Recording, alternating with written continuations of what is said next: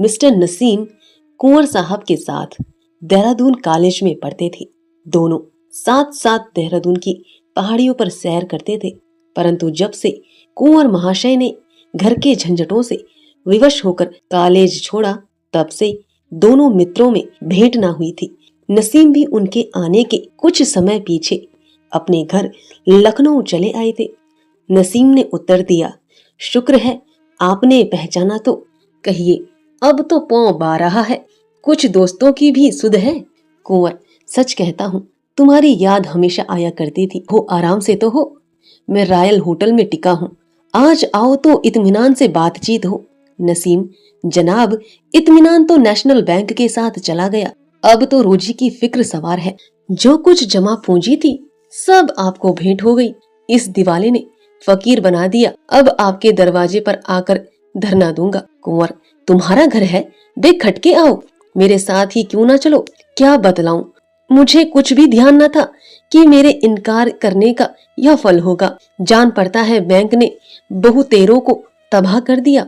नसीम, घर घर मातम छाया हुआ है, मेरे पास तो इन कपड़ों के सिवा और कुछ नहीं रहा।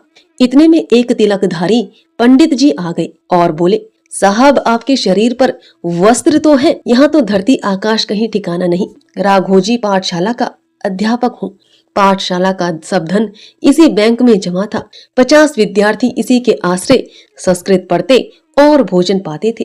कल से पाठशाला बंद हो जाएगी। दूर दूर के विद्यार्थी हैं, वह अपने घर किस तरह पहुंचेंगे ईश्वर ही जाने। एक महाशय जिनके सिर पर पंजाबी ढंग की पगड़ी थी, गाड़े का कोट और चमरौंधा जूता पहने हुए थे, आगे बढ़ आए और नेतृत्व के भाव से बोले, महाशय, इस बैंक के फेलियर ने कितने ही इंस्टीट्यूशनों को समाप्त कर दिया है। लाला दीनानाथ का अनाथालय अब एक दिन भी नहीं चल सकता, उसके 1 लाख रुपये डूब गए। अभी 15 दिन हुए, मैं डेपुटेशन से लौटा तो 15,000 रुपए अनाथालय कोष में जमा किए थे, मगर अब कहीं कौड़ी का ठिकाना नहीं। एक बूढ़े साहब ने कहा, मेरी तो जिंदगी भर की कमाई मिट्टी में मिल गई, अब कफन का भी भरोसा नहीं। धीरे धीरे और लोग भी एकत्र हो गए और साधारण बातचीत होने लगी। प्रत्येक मनुष्य अपने पास वाले को अपनी दुख कथा सुनाने लगा। कुंवर साहब आध घंटे तक नसीम के साथ खड़े थे, विपद कथाएं सुनते रहे। जो ही मोटर पर बैठे और होटल की ओर चलने की आज्ञा दी, त्यों ही उनकी दृष्टि एक मनुष्य पर पड़ी जो पृथ्वी पर सिर झुकाए बैठा था। यह एक अपीर था जो लड़कपन में कुंवर साहब के साथ खेला था। उस समय उनमें ऊंच नीच का विचार न था। कबड्डी खेले, साथ पेड़ों पर चढ़े और चिड़ियों के बच्चे चुराए थे। जब कुंवर जी देहरादून पढ़ने गए, तब यह अहीर का लड़का शिवदास अपने बाप के साथ लखनऊ चला आया। उसने यहाँ एक दूध की दुकान खोल ली थी। कुंवर साहब ने उसे पहचाना और उच्च स्वर में पुकारा, अरे शिवदास, इधर देखो। शिवदास ने बोली सुनी, परंतु सिर ऊपर न उठाया। वह अपने स्थान पर बैठा ही कुंवर साहब को देख रहा था। बचपन के वे दिन याद आ रहे थे जब वह जगदीश के साथ गुल्ली डंडा खेलता था, जब दोनों बूढ़े गूफर मियाँ को मुंह चिढ़ाकर घर में छिप जाते थे, जब वह इशारों से जगदीश को गुरुजी के पास से बुला लेता था और दोनों रामलीला देखने चले जाते थे। उसे विश्वास था कि कुंवर जी मुझे भूल गए होंगे। वे लड़कपन की बातें अब कहाँ मैं और कहाँ यह। लेकिन कुंवर साहब ने उसका नाम लेकर बुलाया तो उसने प्रसन्न होकर मिलने के बदले और भी सिर नीचा कर लिया और वहां से टल जाना चाहा।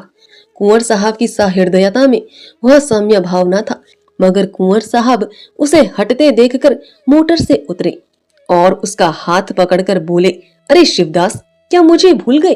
अरे शिवदास, क्या मुझे भूल गए? शिवदास अपने मनोवेग को रोक न सका, उसके नेत्र डबडबा आए, कुंवर के गले से लिपट गया। भूला तो नहीं, पर आपके सामने आते लज्जा आती है। कुंवर, यहाँ दूध की दुकान करते हो क्या? मुझे मालूम ही न था।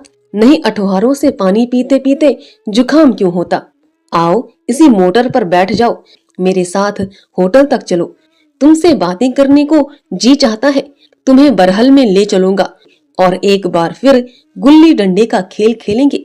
शिवदास, ऐसा न कीजिए, नहीं तो देखने वाले हंसेंगे। मैं होटल में आ जाऊंगा, वहीं हजरतगंज वाले होटल में ठहरे हैं ना। कुंवर, हाँ अवश्य आओ ना। शिवदास, आप बुलाएंगे और मैं ना आऊंगा। कुंवर, यहाँ कैसे बैठे हो, दुकान तो चल रही है ना। शिवदास, आज सवेरे तक तो चली थी, आगे का हाल नहीं मालूम। कुंवर, तुम्हारे रुपये भी बैंक में जमा थे क्या। शिवदास, जब आऊंगा तो बताऊंगा। कुंवर साहब मोटर पर आ बैठे और ड्राइवर से बोले, होटल की ओर चलो, हुजूर ने हवाई टवे कंपनी की दुकान पर चलने की आज्ञा जो दी थी। कुंवर, अब उधर न जाऊंगा। जेकब साहब बैरिस्टर के यहाँ भी ना चलेंगे। कुंवर झुंझलाकर, नहीं कहीं मत चलो, मुझे सीधा होटल पहुंचाओ। निराशा और विपत्ति के इस दृश्य ने जगदीश सिंह के चित्त में यह प्रश्न उपस्थित कर दिया था कि अब मेरा क्या कर्तव्य है। आज से 7 वर्ष पूर्व जब बरहल के महाराज ठीक युवा अवस्था में घोड़े से गिरकर मर गए थे और विरासत का प्रश्न उठा तो महाराज के कोई संतान न होने के कारण वंश क्रम मिलाने से उनके सगे चचेरे भाई ठाकुर राम सिंह को विरासत का हक पहुंचता था। उन्होंने दावा किया, लेकिन न्यायालयों ने रानी को ही हकदार ठहराया। कुंवर साहब ने अपीलें की, प्रीवी काउंसिल तक गए, परंतु सफलता न हुई। मुकदमेबाजी में लाखों रुपये नष्ट हुए। अपने पास की मिल्कियत भी हाथ से जाती रही, किंतु हार कर भी वह चैन से ना बैठे। सदैव विधवा रानी को छेड़ते रहे, कभी आसामियों को भड़काते, कभी आसामियों से रानी की बुराई करते, कभी उन्हें जाली मुकदमों में फंसाने का उपाय करते। परंतु रानी बड़े जीवट की स्त्री थी, वह भी ठाकुर साहब के प्रत्येक आघात का मुंह तोड़ उत्तर देती। हाँ, इस खींचतान में उन्हें बड़ी बड़ी रकमें अवश्य खर्च करनी पड़ती थी। आसामियों से रुपये न वसूल होते, इसलिए उन्हें बार बार ऋण लेना पड़ता था, परंतु कानून के अनुसार उन्हें ऋण लेने का अधिकार न था। इसलिए उन्हें या तो इस व्यवस्था को छिपाना पड़ता था या सूद की गहरी दर स्वीकार करनी पड़ती थी। कुंवर जगदीश सिंह का लड़कपन तो लाड़ प्यार से बीता था, परंतु जब ठाकुर राम सिंह मुकदमेबाजी से बहुत तंग आ गए और यह संदेह होने लगा कि कहीं रानी की चालों से कुंवर साहब का जीवन संकट में न पड़ जाए, तो उन्होंने विवश होकर कुंवर साहब को देहरादून भेज दिया। कुंवर साहब वहां 2 वर्ष तक तो आनंद से रहे, किंतु जो ही कॉलेज की प्रथम श्रेणी में पहुंचे तो पिता परलोकवासी हो गए। कुंवर साहब को पढ़ाई छोड़नी पड़ी, बरहल चले आए। सिर पर कुटुंब पालन और रानी से पुरानी शत्रुता को निभाने का बोझ आ पड़ा।